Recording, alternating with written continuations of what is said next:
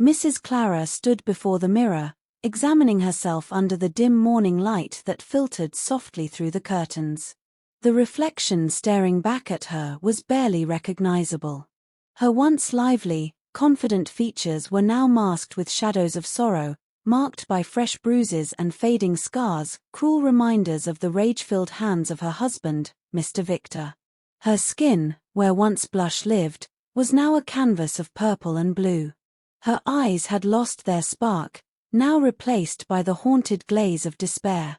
A single tear glided silently down her cheek, falling like a drop of her soul. "Mommy, are you crying?" a small, innocent voice whispered from the doorway. Eliza, their 6-year-old daughter, stood there in her nightgown, clutching a worn-out teddy bear, her big brown eyes brimming with worry. Clara stiffened, then quickly wiped away the tear, turning around with a trembling smile that didn't quite reach her eyes. "No, sweetheart," she said softly, gently tucking a stray lock of hair behind Eliza's ear. "Mommy's just a little tired today." Though still young, Eliza was far from naive. Children are more perceptive than adults give them credit for. She had begun noticing things: how her mother flinched when doors slammed, how she wore scarves even when it was hot, how she often stared into space with sadness etched deep in her expression. She stepped closer, raised her tiny hand, and gently touched the dark patch on Clara's cheek. "Did Daddy do this again, Mommy? Why do you stay with him? He's not kind. He scares me." Clara felt her heart twist. Her throat constricted as she tried to breathe. She wanted to scream, to tell the truth, but she couldn't. So instead, she lied again. "Eliza, remember what I've told you. When Daddy and I are talking loudly, you must go into your room, lock the door, and wait for me to come get you. Your father isn't a bad man, baby. He's going through something difficult. He'll come around. But Mommy, I'm scared. I hear you cry all the time. I don't like it when he yells at you." Clara knelt and cupped Eliza's face, brushing her thumbs across her soft cheeks. "My precious angel," she whispered, holding back tears. "You are the most important thing in my life. No matter what happens, I will always love you, and I promise I'll always be here for you. Do you understand me?" Eliza nodded slowly, but the fear lingered in her eyes. Then suddenly, the sound of heavy footsteps echoed through the hallway. Clara's body tensed, and her breath caught in her throat. Victor was awake. She stood up abruptly, her movements quick and panicked. "Go to your room. Now," she whispered fiercely. Eliza hesitated but obeyed, scurrying down the hallway and disappearing behind her bedroom door. Clara turned just as the master bedroom door swung open. Victor stood tall in the frame, his eyes bloodshot and sharp. He rubbed the sleep from his face, the scowl already forming. "What the hell are you doing up so early?" he growled. Clara kept her gaze low. "Nothing. I was just..." Before she could finish, his hand flew across her face. The blow sent her crashing into the dresser. She screamed as pain exploded across her cheek. Victor snorted in disgust. "Don't make me late again, Clara," he said coldly before turning and leaving. The front door slammed moments later. Clara remained curled up on the cold floor for what felt like an eternity. The side of her face throbbed, and her breath came in short, shallow gasps. Her heart pounded with a mix of pain, fear, and anger. When she finally summoned the strength to get up, she moved slowly, every step a painful reminder of what she had just endured. Her hands trembled as she gripped the counter in the kitchen and began preparing breakfast. She worked mechanically, like a lifeless machine. She made pancakes, though her stomach churned at the thought of food. Her thoughts drifted back to the hopeful girl she once was, who believed in love and fairy tales. She called Eliza softly and led her to the table, masking her pain with a forced smile. Victor was already seated, wolfing down his meal without so much as a glance at either of them. The silence between them was unbearable, an invisible wall thick with resentment and fear. He finished his meal, wiped his mouth, grabbed his briefcase, and left. No goodbye. No acknowledgement. The slam of the front door was the only punctuation to his departure. Clara helped Eliza get ready for school. Her fingers were clumsy, slow from the bruises that now marked her arms. She tied the child's shoelaces and kissed her forehead. Eliza looked up at her mother, worry etched in her young face, but she said nothing.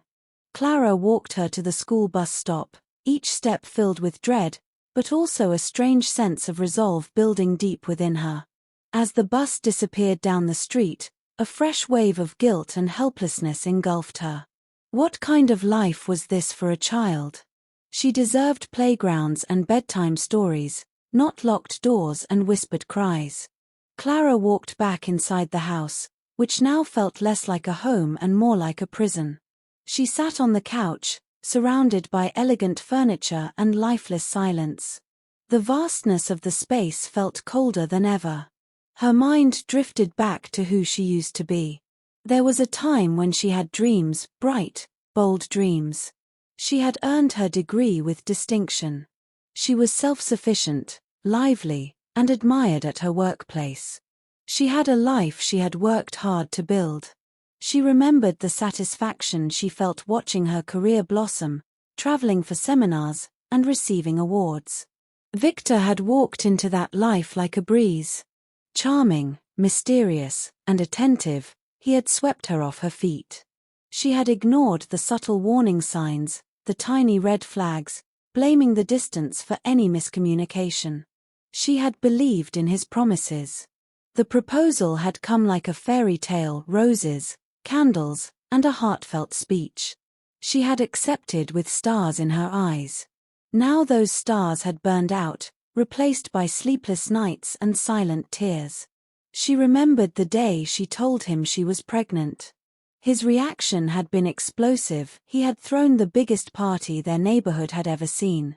Family and friends gathered, dancing, laughing, clapping. Clara had never felt more cherished. But that night, when the guests had gone and the lights were off, everything changed. "Clara, you need to quit your job," he had said, his voice lacking any warmth. She had laughed, brushing it off. "Come on, Victor. You know how much I love my work." "I'm serious," he'd snapped. "You'll stop working. I'll give you money. I don't want you stressed or tired. Stay home." She had looked at him, bewildered by the sudden command.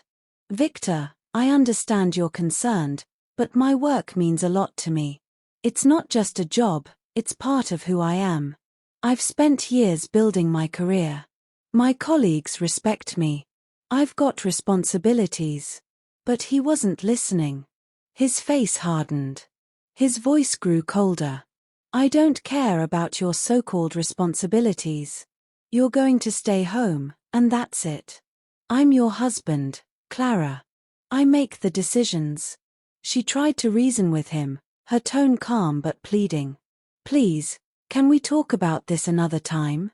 Maybe we can figure out a way that works for both of us." The look in his eyes shifted from anger to something darker. He stood up and approached her. In one swift, shocking motion, he struck her across the face. The force of the slap sent her stumbling into the couch. She gasped, her hand flying to her cheek, stunned by the brutality. She had sat there in disbelief, touching her cheek in confusion. Did he really just hit me? She had thought. "You were being disrespectful," he said, coldly, like it was the most normal thing in the world. He towered over her. "I'm the man. I make the rules. Do as I say." She stared at him, horrified and speechless. The man she thought she loved was revealing a side of himself that terrified her. It wasn't just the physical pain, it was the emotional shattering, the betrayal, the sudden collapse of her entire reality. And she had nodded slowly, fearfully, just to avoid another slap. That's how the cycle began. She learned to measure her words, to walk on eggshells, to be silent when she wanted to scream. Every day, a piece of her chipped away. The next morning, she decided to rebel quietly. She dressed for work anyway, choosing a modest blouse and pencil skirt. She wanted to reclaim just a small piece of her former self. As she looked at her reflection in the mirror, she whispered to herself, "You are still you. You matter." Victor's rage had been instant when he saw her.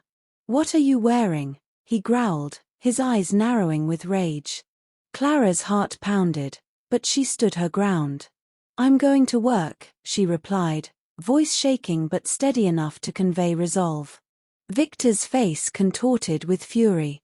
In one violent move, he grabbed the cup of steaming tea beside him and flung it at her. The liquid hit her chest, burning her skin. She screamed in agony, dropping her bag as her hands rushed to the scalded area. "Are you insane?" she cried out, but he was already on his feet. He tore his belt from his trousers in one swift motion and advanced on her with rage blazing in his eyes. Clara backed away, but the first lash of the belt came quickly, striking her arm with a crack that echoed through the house. She cried out, falling to the floor, shielding herself with trembling hands. "Please, Victor, please stop." But he didn't. He struck again. And again. Each blow carved into her skin and into her soul, driving her deeper into despair. The belt became a whip of fury, and Clara was its silent, suffering target. Clara barely had time to react or make sense of what was unfolding before Victor charged at her like a bull blinded by fury. His hand clutched the belt so tightly that the veins in his arm popped. He looked possessed. With a violent motion, he yanked the belt from his waist, the metal buckle clinking menacingly. Clara's breath caught in her throat. "Victor, please," she begged, her voice no more than a whisper. But it was too late. The belt lashed across her upper arm, a stinging blow that sent a fresh scream from her lips. She stumbled backward, crashing into the dining chair, knocking it over as she fell. "Didn't I tell you, you will no longer work?" Victor thundered. His voice was not just angry, it was venomous, like she had betrayed some sacred commandment. The next strike came, this time hitting her thigh, tearing through the fabric of her skirt. "Please, I'm sorry," she cried, tears blinding her, her arms raised defensively. But her pleas were like music to his madness, fuel to his fire. He struck again, and again, and again. The room blurred around her as pain enveloped her senses. The world tilted with every blow, every tear, every cry. Clara collapsed onto the cold floor, curling into a ball, covering her head as best she could with her arms. Her sobs were silent now, choked and buried beneath raw agony. The belt whistled through the air and slammed into her back again. Still, he didn't stop. Each hit was not just punishment, it was an assertion of control, a stripping away of every ounce of her independence. She had once been strong. Now she was on the floor, cowering like a wounded animal. And all the while, Victor's breathing grew heavier, not from remorse, but from exertion. The more she cried, the more powerful he felt. In that moment, the woman who had once walked tall in boardrooms and spoken with grace and intellect was reduced to a trembling shell of herself. Eventually, Victor stopped, not out of mercy, but because he had grown tired. He dropped the belt beside her like it was a piece of garbage, then adjusted his collar in front of the mirror as though he had merely spilled coffee on himself. He glanced at her one last time, lying there bruised, shaking, silent. Then without a word, he stepped over her broken body and walked out of the house. The front door slammed shut behind him. Clara didn't move. She couldn't. She lay there on the floor, her mind blank, her limbs numb. She didn't know what hurt more, the welts across her body or the realization that this man had no intention of ever changing. Her tears fell quietly. She didn't scream anymore. There was no strength left for that. She had endured too much to even cry out properly. This was her reality now. Hours passed. Maybe just minutes. Time had become meaningless. When the sound of the front door creaked open again, she flinched instinctively, expecting another round of rage. But this time, it was different. Victor returned with flowers and a box of chocolates. Clara's heart dropped. Not from relief, but from dread. She sat on the couch, sore, her eyes swollen, and her spirit fractured. He approached her slowly, the bouquet in one hand, a rehearsed softness in his eyes. "Baby, I'm sorry," he said, kneeling in front of her like a saint begging for redemption. "I don't know what came over me. I lost control. It won't happen again, I swear." He held out the flowers like a peace offering, pushing them into her hands. His fingers brushed over hers, too gentle, an eerie contrast to the monster he had been just hours earlier. For a moment, Clara searched his face for sincerity. But it felt hollow. Still, against her better judgment, against every warning in her gut, she let him sit beside her. Not because she believed him, but because she was too tired to fight. That night, he was overly affectionate. He touched her like she was made of glass. He kissed her bruises, whispering words of love, as though trying to erase the violence with tenderness. He wrapped his arms around her like he was trying to hold onto the version of her he once loved. But the pain didn't fade. And neither did the fear. In fact, the fear grew deeper. Because Clara now understood this was a cycle, one that was tightening around her like a noose. The beatings would return. The apologies would follow. And slowly, the apologies would stop. And that's exactly what happened. The slaps turned into punches. The punches into brutal beatings. At first, there were still gifts and apologies. But over time, even those disappeared. Clara became a routine casualty in her own home. She would wake up dreading the sound of his footsteps. She would walk on eggshells, trying to predict his mood. And when she failed, she paid for it. The worst day came when she lost her second pregnancy. She had fallen down the stairs after Victor pushed her during an argument. She lay in the hospital bed, empty, hollow, broken. Victor sat next to her, scrolling through his phone, barely looking up. No apology. No remorse. Not even a word. Clara realized that day she was alone. Even in marriage, she was utterly, devastatingly alone. Clara sat in the sterile hospital room, her body aching from the miscarriage, her heart shattered beyond words. The room was quiet except for the faint beeping of machines. She turned her head slightly, expecting a comforting touch, a gentle word. But Victor sat beside her, slouched in the visitor's chair, eyes glued to his phone, his thumb scrolling endlessly through social media. Not once did he look at her. Not once did he ask how she felt. She wanted to scream, to demand why he was so indifferent after she had lost their baby. But no sound came from her lips. There was no strength left. Only silence. Cold, bitter silence. As the nurse entered to check her vitals, Victor stood up and walked out to take a phone call, smiling, laughing, like nothing had happened. Clara stared at the ceiling, numb. The baby she had hoped would bring joy had died. And so had whatever remained of her spirit. After returning home from the hospital, Clara moved like a ghost through the halls of the house. She cooked. She cleaned. She smiled when Eliza was around. But inside, she was dead. Her self-worth had vanished. She wore long sleeves in the heat to hide bruises. She answered phone calls with cheerful voices so no one would suspect. She lied to neighbors when they asked why they hadn't seen her. And she prayed. Oh, how she prayed. Every night, she asked God to heal Victor. To bring back the man she thought she married. But nothing changed. The violence escalated. The apologies stopped. And Clara, once a bright, ambitious woman, was now a prisoner in her own mansion. Days blurred into each other. She cleaned the same spotless surfaces. scrubbed laundry with trembling hands, prepared meals for a man who never said thank you. And through it all, she waited.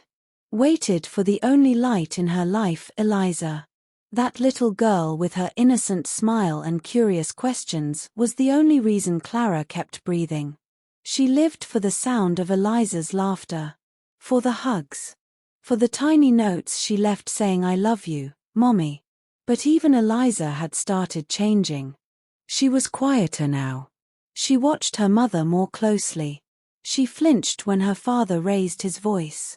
And then, it happened, the moment that changed everything. That evening began like any other. Victor was getting ready for work, rifling through the closet for his favorite gray suit. Clara, exhausted, had forgotten to iron it. Just one mistake. One small mistake. But it was enough to light a fuse. "What is this?" he shouted, pulling out the wrinkled fabric like it was soaked in filth. "It's bad enough I pay for everything in this house, and you can't even do the one thing I ask." Clara sat on the edge of the bed, fingers gripping her dress. She knew saying anything would only make it worse. But silence angered him too. "I'm talking to you, aren't I?" he barked, stepping closer. Clara took a shaky breath. "It slipped my mind. I'm sorry. Please, let me iron it now." She stood up, gently taking the suit from his hands. But that simple motion was met with violence. Victor's foot struck her abdomen with brutal force, sending her crashing into the dresser. She cried out in pain, doubling over. "Please, Victor, please," she whimpered. But her pleas only seemed to fuel his rage. He grabbed his belt. Again. And just as he raised it to strike, a small figure darted between them. "Stop it, Dad." It was Eliza. Her tiny frame trembled, her eyes wide with horror. She stood between her father and mother, arms outstretched. "Stop beating Mommy," she screamed. Victor froze for a moment, shocked. Then his face twisted with fury. "Get out of my way, you little pest. Your mother is a disgrace." "No," Eliza shouted, standing her ground. Clara's heart shattered. She gasped. "Eliza, please, go to your room," she cried. But it was too late. Victor's belt flew. The crack echoed like thunder in the room as it struck Eliza's small arm. She shrieked and collapsed to the floor, clutching her arm and sobbing uncontrollably. Time stopped. Clara's scream tore through the house as she scrambled forward, gathering Eliza in her arms. Her own body shielded her child, wrapping around her like a shell of protection. Victor was still yelling, but his words were distant now. She rocked Eliza, whispering soothing words through her sobs. "Victor, she's just a child. What is wrong with you?" But he didn't stop. "Oh, now I see. You're both against me," he roared. The belt struck again, this time hitting Clara's back as she held Eliza tightly. She didn't flinch. She didn't move. Her only concern was protecting her baby. Blow after blow landed on her body, but she didn't let go. Finally, Victor tossed the belt aside, breathing heavily. He adjusted his shirt, picked another suit from the wardrobe, and walked out of the house like it was just another day. The front door slammed. The silence that followed was deafening. Eliza sobbed into her mother's chest. Clara held her, rocking her gently like she did when Eliza was a newborn. But inside her, something snapped. This wasn't just about her anymore. This was about Eliza. Victor had crossed a line that could never be uncrossed. She whispered to her daughter, "It's over, baby. We're not staying here another day." With trembling hands, Clara searched through drawers and shelves until she found a wad of cash Victor had forgotten in his jacket. It wasn't much, but it was enough to disappear. She grabbed a small bag and began packing clothes, first for Eliza, then for herself. There was no time to be sentimental. They had to go. Eliza sat quietly on the bed, watching her mother with wide eyes. Mommy, are we really leaving? Clara scooped her up, held her tightly, and whispered. Yes, sweetheart. We're leaving. And we are never coming back. With one final glance around the house that had become a dungeon of sorrow, Clara picked up Eliza and stepped out. The evening sun had begun to dip behind the rooftops, casting long shadows across the quiet street. Her heart thundered in her chest, each step a mixture of fear and freedom. She didn't know what the future held, but she knew one thing: anything was better than what they were leaving behind. They walked briskly to the main road where Clara flagged down a tricycle. Eliza clung tightly to her, her small arms wrapped around Clara's neck. The driver barely asked questions as she gave him directions to the local park, where she could regroup and think. Night was falling fast, and Clara knew they needed shelter, somewhere safe, somewhere familiar. There was only one place left to go, her father's house in Awaka. The journey was long. Bumpy roads. Traffic. Darkness slowly swallowing the city. But Clara didn't complain. Every mile that passed felt like breathing again for the first time. Eliza, nestled in her arms, had dozed off, her breathing soft and peaceful.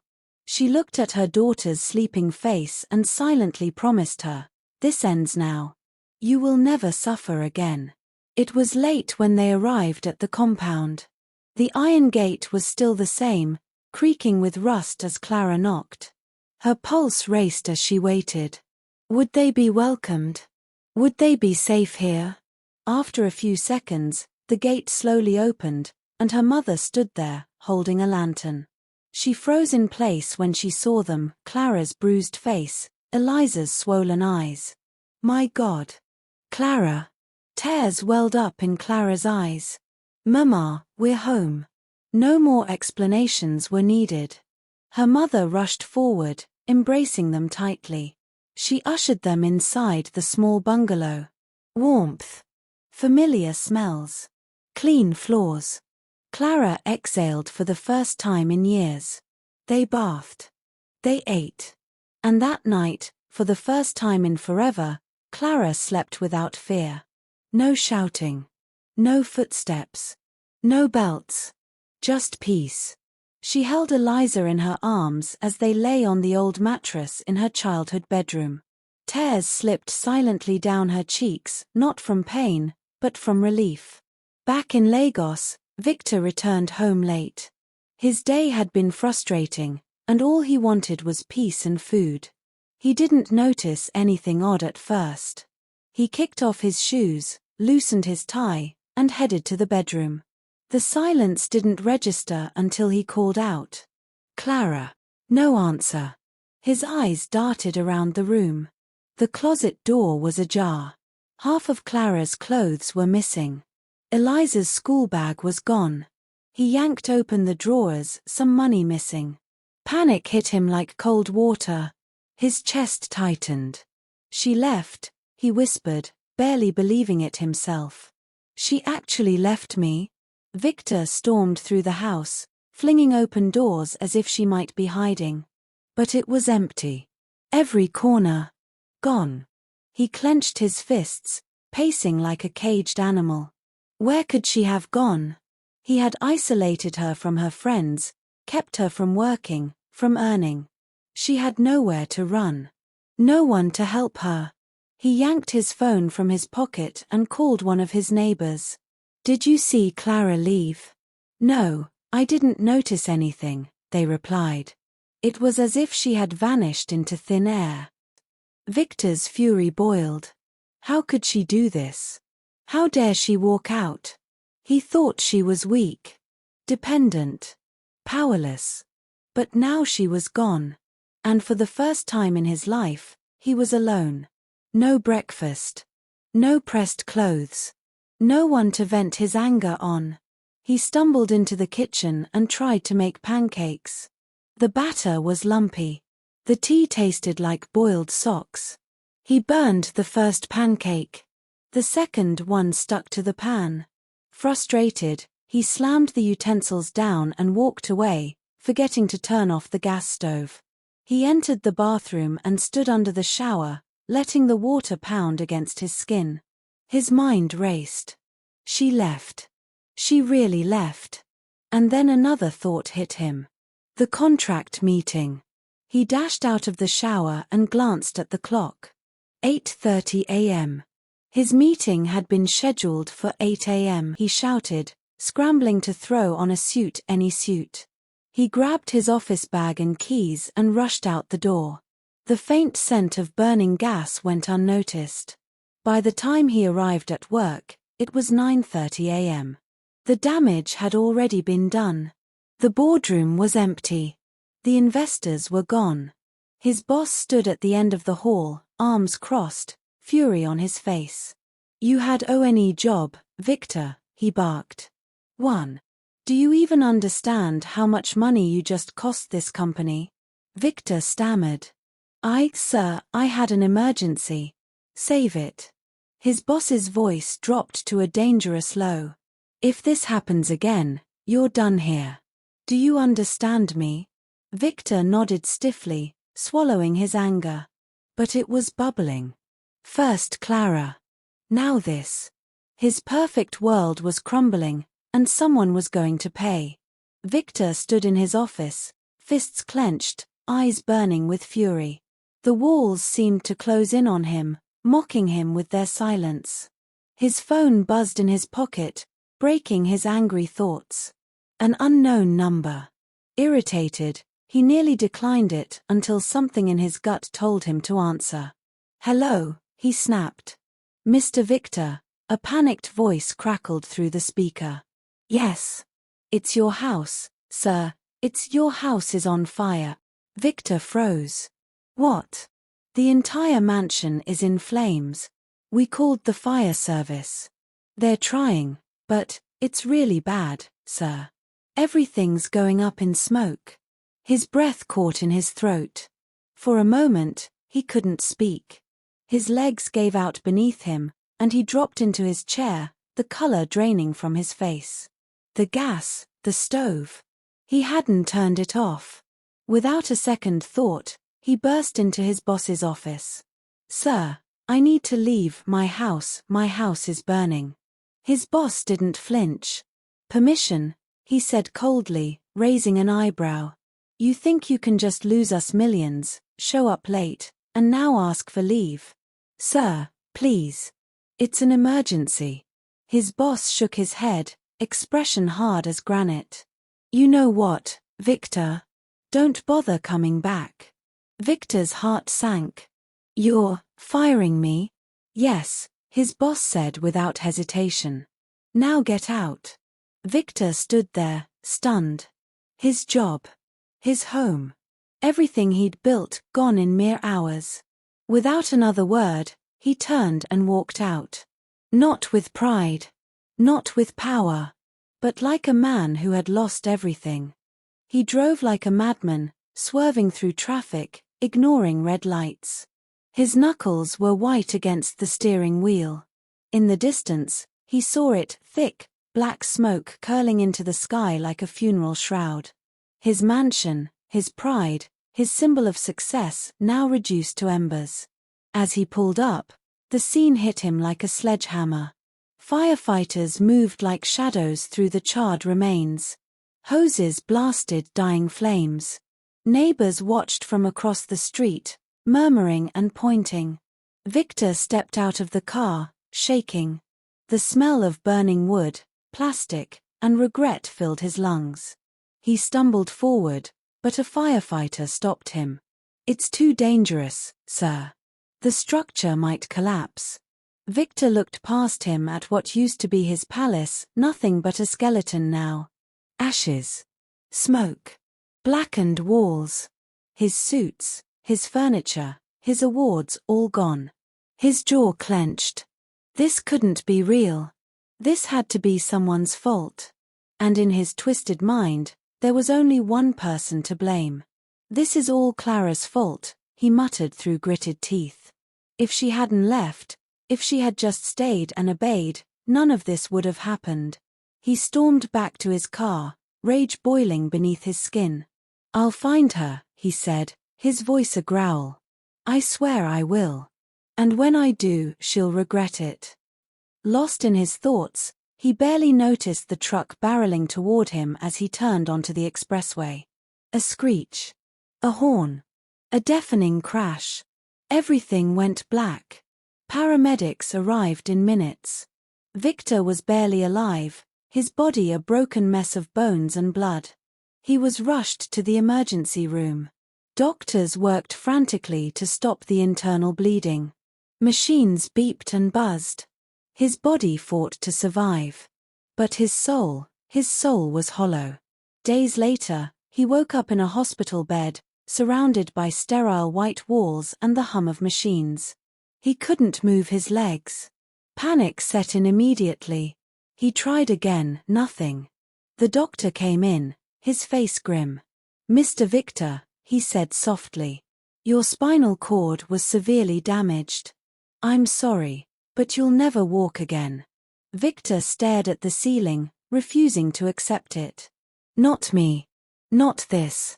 He was the man who controlled everything. Now he couldn't even control his own limbs. Weeks passed. Surgeries. Therapy. Injections. The hospital bills piled up. His once fat bank account began to bleed. Without his documents burned in the fire, his investments couldn't be accessed. Without his job, there was no income. The friends who once toasted drinks with him disappeared like smoke. No business partners came calling. No visitors. Only silence. And Clara. She was gone. Gone, free, and finally safe. Living. Healing. Breathing again. Victor lay in his hospital bed, helpless. And for the first time in his life, he was forced to face himself. Tears streamed down his face as he tried dialing the numbers of his old friends. No answer. He scrolled through his contacts, desperate for anyone, to care. But there was no one left. In the silence of that hospital room, he saw the truth. He had destroyed everything with his own hands. His wife. His daughter. His home. His career. His body. And now, all he had left were his regrets. And the haunting knowledge that he was the author of his own downfall.